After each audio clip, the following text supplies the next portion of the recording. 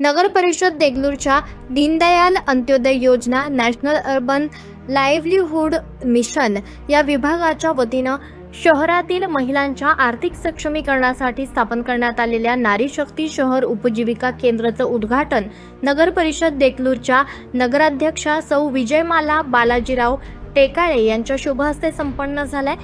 या उपक्रमासाठी नगराध्यक्ष टेकाळे यांनी घेतलेल्या उपक्रमाचे उपस्थितांनी विशेष कौतुक केले। या कार्यक्रमाला नगरसेविका सौ पल्लवी ध्याडे, नगरसेविका सौ उज्ज्वलाताई पद्यमवार, सौ अंजलीताई अंकुश देसाई तसेच नगर परिषद देगलूरच्या मुख्याधिकारी श्रीमती नीलम कांबळे मॅडम यांची प्रमुख उपस्थिती होती। कार्यक्रमादरम्यान उपस्थित मान्यवरांनी महिला बचत गटांनी तयार केलेल्या विविध खाद्यपदार्थांच्या उत्पादनांची पाहणी केली।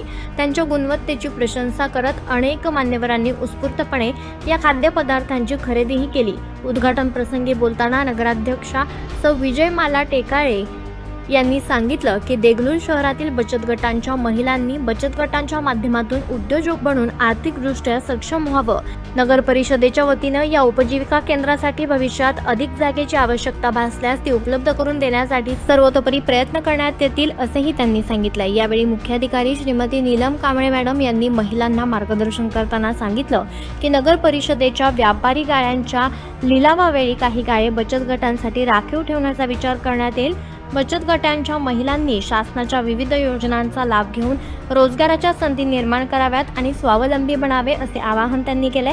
नारी शक्ती शहर स्तर संघाच्या अध्यक्षा शारदा सुभाष पाटील यांनी मनोगत व्यक्त करताना शहर उपजीविका केंद्रासाठी जागा उपलब्ध करून दिल्याबद्दल नगराध्यक्ष आणि मुख्याधिकारी यांचे आभार मानलेत।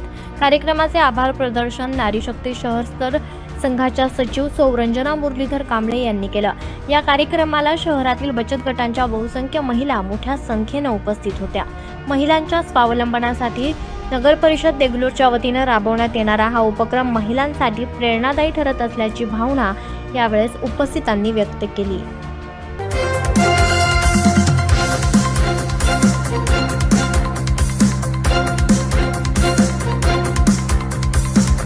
समाज साधना न्यूज, समाजहितासाठी सदैव अग्रेसर।